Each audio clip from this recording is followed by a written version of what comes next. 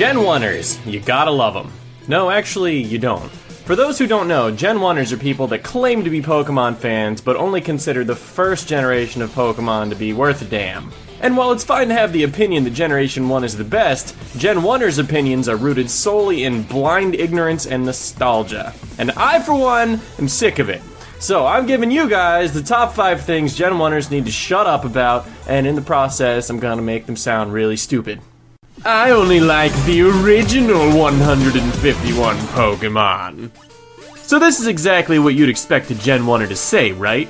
I mean, that's the definition of a Genwunner, someone who only likes the original 151 Pokemon. What irritates me about this is how they use the word original. It's a loaded term, and it's actually a little elitist, because by saying the original 151, they're implying that the Pokemon that came after are unoriginal. That since the first 151 were the first Pokemon created, all of them are better than 152 through whatever the hell we're on now. But you know what? Their elitism is completely misplaced, because they're dead wrong. There were actually 190 Pokemon planned for Generation 1, evidence of which can be seen by the index numbers used in those games. These index numbers are presumably in the order that the Pokemon were invented rather than Pokedex order, seeing as how Rhydon is first on the list and is confirmed to be the first Pokemon ever created. In addition, Shigeki Morimoto, who has been working on Pokemon since Gen 1, has also said himself that this is true. These empty slots in the list of the original 190 Pokemon all show up as missing no in Gen 1, but when transferred to Gen 2, they actually show up as real Pokemon. Some examples are Scizor, whose index number is only a few spaces after Scyther and Pinsir, Heracross, who isn't too far after that, and a whole bunch of other Gen 2 Pokemon that have really awesome and original designs. These Pokemon were all planned for Gen 1, but were withheld until Gen 2. So, suck on that, Genwunners. There's no such thing as the original 151 Pokemon, and hating everything past that is just pure ignorance, so shut up about it or I'll punch you in the mouth. Back in my day, we just had battles and didn't worry about all that math stuff. This is some crap you'd hear a grouchy old man say, yet it comes from people my age. Listen, bucko, back in your day, I was your age, and maybe even older. And you don't see me bitching because I don't understand simple math. Here's what they're complaining about. As most of you know, competitive battling is a big deal, and raising Pokemon who are viable for competitive play is becoming more and more common and accessible thanks to this little thing you may have heard of called the internet, which is how every single one of us learned the mechanics behind nature's EV training and IVs. Back in my day, the internet was brand new, and the information available about Pokemon was approximately 86% bullshit. We weren't getting hard facts about movesets and effort values, we were spending hours trying to push a godforsaken truck and scouring Seafoam Islands for the fabled Mist Stone. First of all, back then, the Pokemon fandom was very young, with people like me who were in middle school at the time at the top of the age group. So of course all us kids are just gonna teach everything Earthquake and Hyper Beam and have fun wrecking stuff.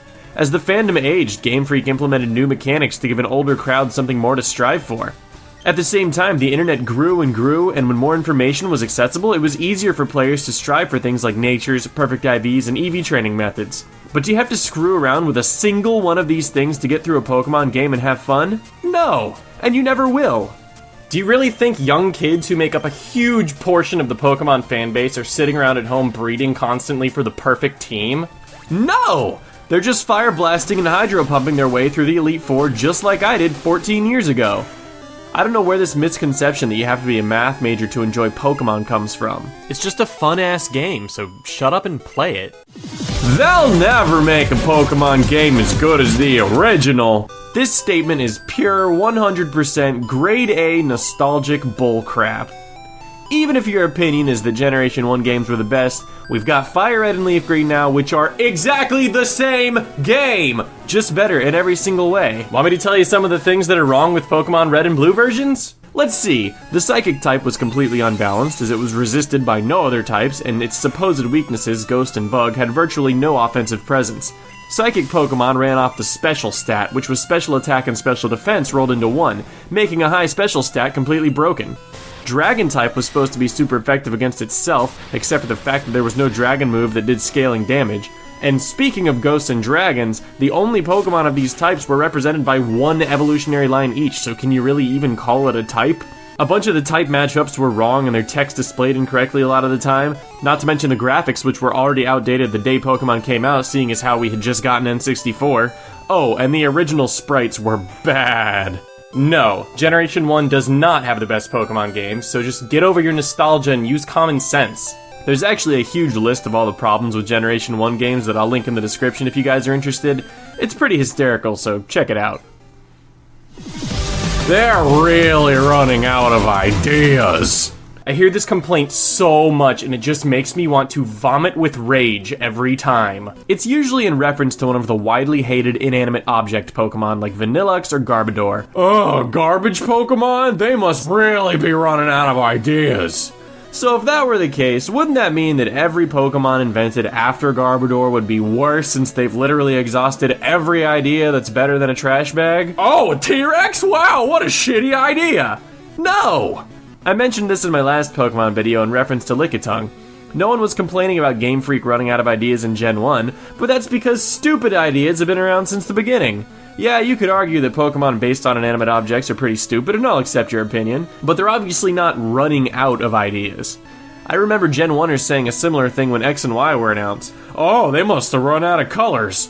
Okay, asshat, Gen 1 was colors. Gen 5 was colors, kinda. That's it. Gold, silver, and crystal? Minerals. Ruby, sapphire, and emerald? Minerals. Diamond, pearl, and platinum? Minerals! No one was complaining about them running out of minerals because all Genwunners know is that Gen 1 was colors, and that any generation that comes out after that isn't colors is an indication that, oh, they're running out of colors. Shut up. I'm done with this one. Moving on. I can't keep up with all these new Pokemon. This one. Oh my god, I am so tired of hearing this one. It seems harmless enough because sure, there are a lot of Pokemon, but it's always the context in which it's used that sends me over the edge. This is how the conversation usually goes. So, what do you do for a living, bruh? Oh, well, I'm a YouTuber. I make videos about video games. Oh yeah? What kind of games? A lot of stuff. A lot of Nintendo and Pokemon. Oh, bro, I used to play Pokemon back in the day. It was so legit. Oh, man, we should totally get back into it. It's, like, better than it's ever been. And here it comes. I just can't keep up with all these new Pokemon! Gee, thanks. Thank you for dismissing my suggestion. I guess this conversation is over. Why do people think it's a requirement to have to keep up with all the new Pokemon in order to enjoy a game? There's not a test on what new Pokemon are in a game before you play it. I don't have to memorize the periodic table in order to go outside and breathe whatever the fuck is in the air. In fact, I quite enjoy the surprise of seeing a bunch of new Pokemon when I start a generation. I mean, isn't that why Gen 1 was fun in the first place? 150 monsters, and we didn't know what a single one of them did until we battled with them. Oh, and you know what else? You can keep up with all these new Pokemon. Evidence of this is simply my brain. I mean, show me any Pokemon that exists, and I can tell you its name, its evolutions, its types, and maybe even more about it, depending on what Pokemon it is. And if you want to get all sciencey, the human brain can actually hold about 1,000,000 gigabytes of information. That's more than enough to hold the entirety of Bulbapedia, so you're wrong. You absolutely can keep up with all these new Pokemon. So stop sounding like a grumpy old asshole and give one of the most fun games of all time a chance. Or don't. I don't really care. Thanks for watching my video and listening to me rage about Genwunners. I hope you enjoyed it. Subscribe to my channel for more rage and truth and funny stuff sometimes, or I'll kill you. Bye!